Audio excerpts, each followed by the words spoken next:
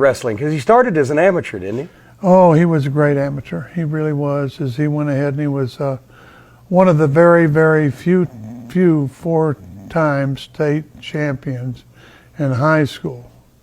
And he was a state champion for Indiana all 4 years, freshman, sophomore, junior, and senior. Then he went to Indiana University, and he met my mother, and they got married. And then, they didn't have anything like that during World War II, where, you're married or you're not married or anything like that. They just ship your butt off, And so my father went ahead and instead of World War II came along, and instead of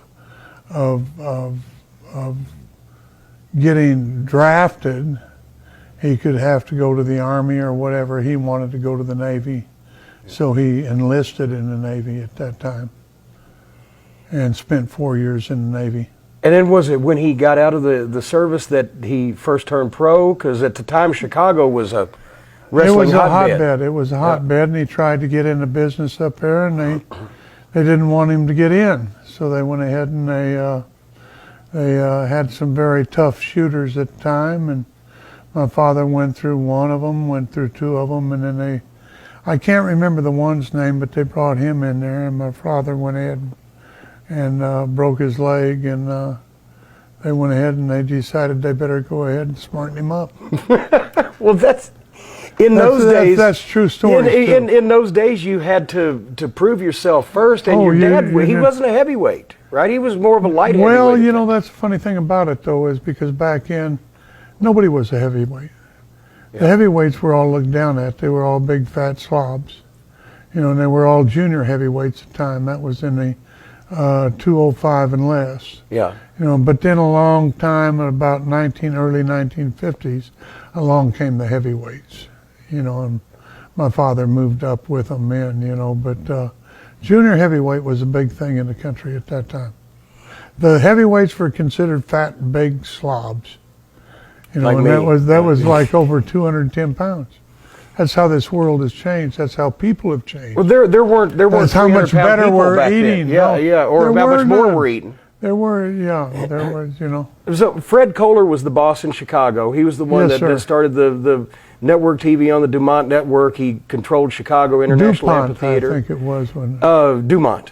Right. And he controlled the whole area. And your dad started out under him, but he had to branch out and went to a few different territories. How did he come? That's where he went ahead. That's where he went ahead and they started him. He came up here. I want to be a wrestler. So what do? They book him on the card. So what do they book him against? They book him against a tough guy, supposed to be able to beat him. And so my father went ahead and went in the ring on the first time, and he beat the guy. Then he went the second time, third time, fourth time, and on down the road there. And finally, they decided they better smarten him up. So they went ahead and smartened him up, and it's the story of my father.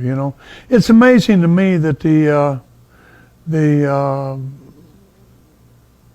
likeness or of what the MMA is and what wrestling was back then.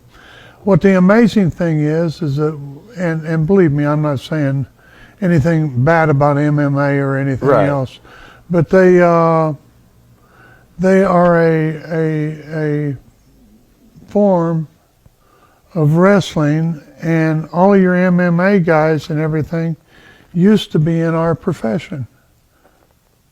All of the guys that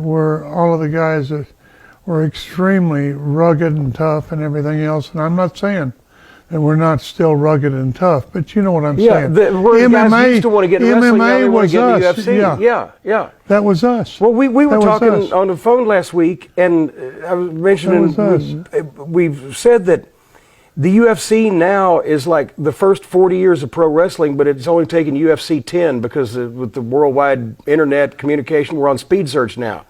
It took wrestling about 40 years to really get to the showbiz point with television, etc. UFC now is already starting to blur the lines. Brock's going back. UFC, to me, Dana White's the most successful wrestling promoter in the world today. I agree with you 100%. I think that's so true, you know, and I think we're looking at the same thing repeating itself, and it's going to repeat itself again. Except Gotch double-crossed Hackenschmidt. Next time it might be, Gotch double-crossed. it might be Brock.